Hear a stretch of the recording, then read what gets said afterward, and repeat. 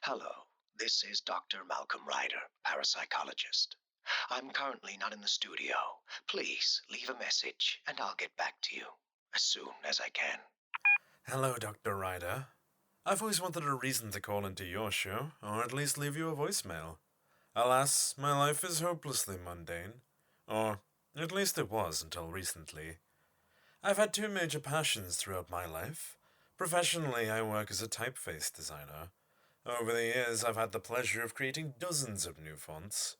Mostly these have been for commission by publishers all over the world. My other great passion is for horror stories. I'm not a writer, but a mere reader of terrifying tales. Maybe that's why it never occurred to me until a few years ago to combine these passions. Why is there not a typeface for horror? I don't mean something kitsch like blood dripping from letters or whatever silly, spooky fonts are used by Halloween stores. I mean, there should be a typeface that, when looked at, evokes fear in the reader, regardless of what is written. And when a horror story uses said typeface, then it should drive the reader to cower in fear, to have nightmares for weeks, to be haunted by what they've read. You might be thinking, dear God, this typeface designer thinks awfully highly of his profession. And perhaps I am a bit pompous. But please, let me make my case. Studies have shown that people associate different emotions with various fonts. Font choice manipulates you in ways that you might not even be aware. It tells you what emotion to feel before you've read a single letter. Comic Sans makes people feel happy. It also comes across as immature. Trajan might be the most commonly used font on movie posters. It's serified. It looks old, traditional, serious. The movie poster for Titanic used it. Imagine if they'd chosen Comic Sans instead. Maybe now you understand my quest better.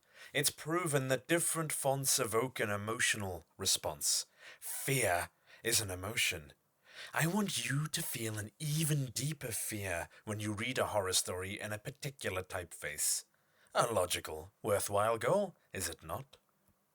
I call this hypothetical typeface Farbotia, an homage to Marcus Philibrown and the cartography of shadows, the supposed memoir of a lost cartographer's travels through a shadowy otherworld that haunts America.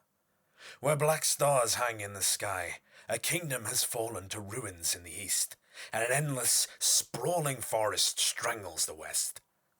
I know you, Dr. Ryder, claim the tale is true, but I always took the book for a work of fiction.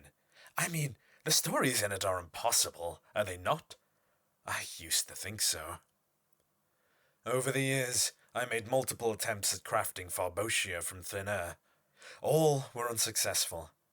They yielded new typefaces. However, none terrified me.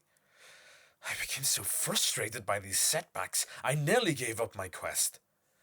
But I asked myself, what would Garamond, that patron saint of type designers, do?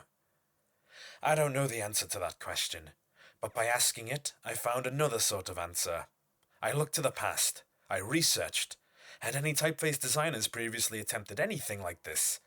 I didn't anticipate finding a satisfactory answer. I'm happy to tell you, I was mistaken. One of my brethren did go down a similar path.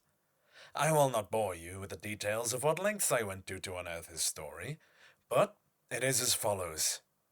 Jehan de Villou was a 16th century French type designer, punch cutter, and publisher. He was responsible for designing a typeface and publishing an edition of the Vulgate that Pope Urban VIII praised as how God himself meant for us to view his holy words. Villou received a generous stipend from the church to continue printing his editions of the Vulgate. For years he lived an idyllic life, until his wife and son died of sickness. Villou was despondent.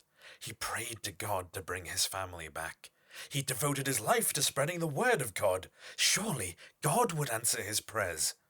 But God did not. So, Villou wrote to the Pope.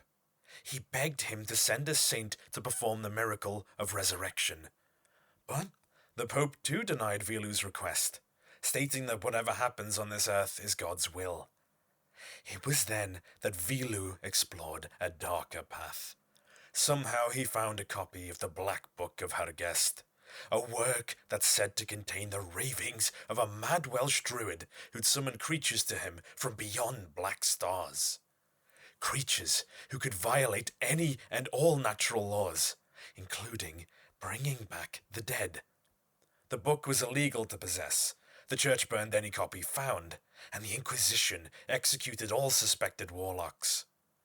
Vilu was not deterred, and his apprentices were devoted to their master, but he did not wish to devote decades mastering the complex spells contained in the Black Book.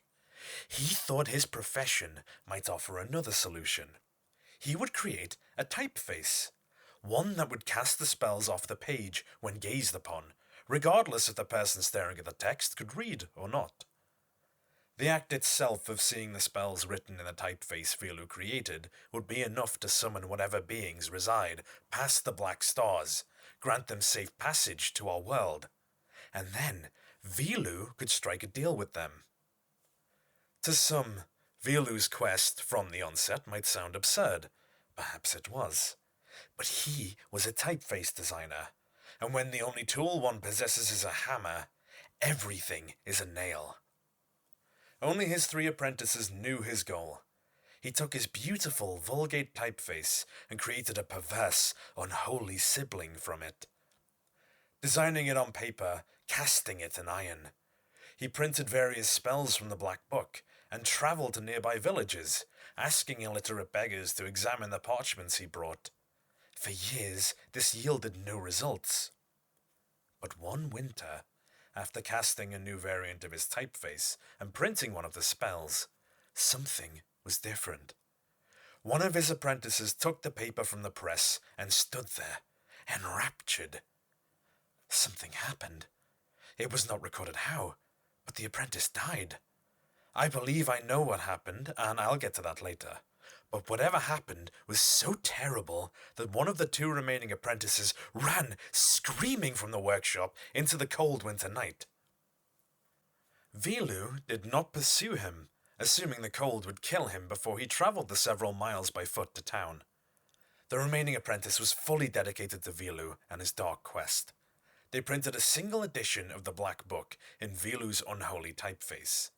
Or at least they started to.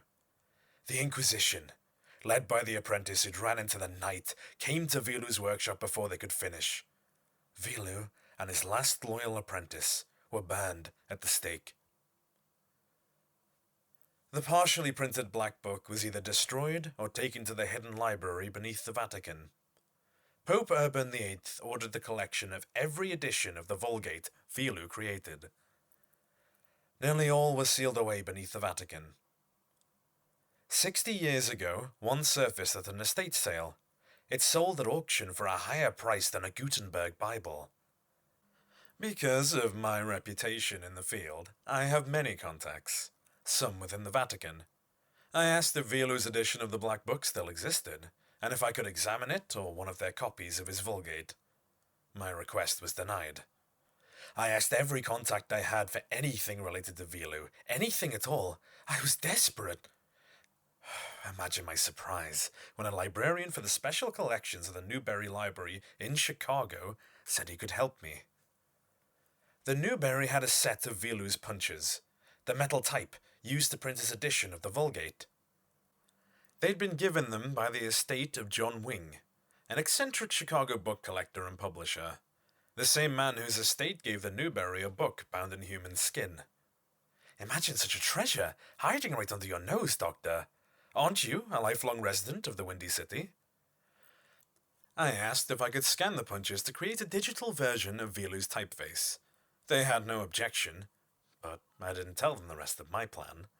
To start with the punches as a base and try to unholy them, since that's what Vilu himself had done.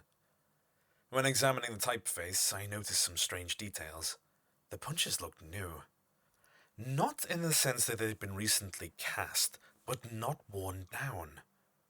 If these were the punches Vilu used for his Vulgate, they should look more used.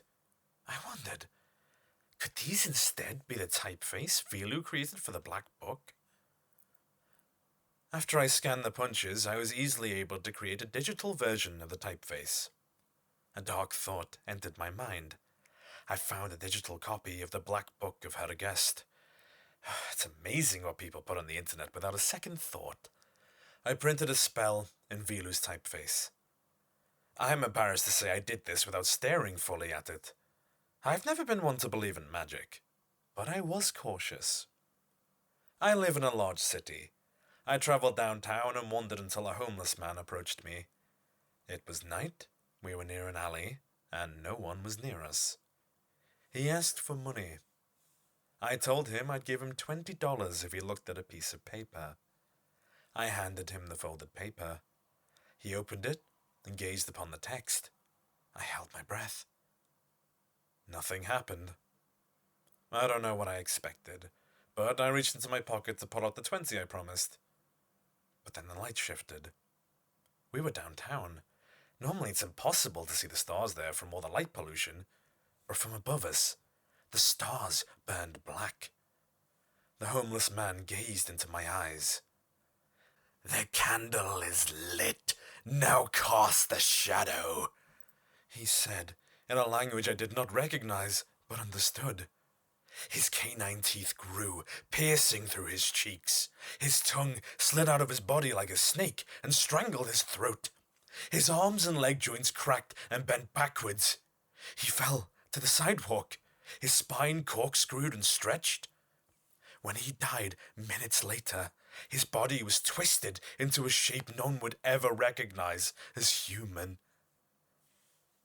I believed this was the same fate as Velu's apprentice who first looked upon the text. In a state of shock and sickness, I don't know how I accomplished what I did next. I pulled his body into the alley and threw it into a dumpster. From my car, I retrieved a lighter and set the dumpster on fire. I ran into the night, black stars glowing above me. The next day, all the news said was that someone lit a dumpster on fire with an unrecognizable animal corpse inside. No details of the body, no photos, no detectives came knocking on my door. I was relieved. My initial goal of creating a typeface to make horror stories more frightening feels childish now.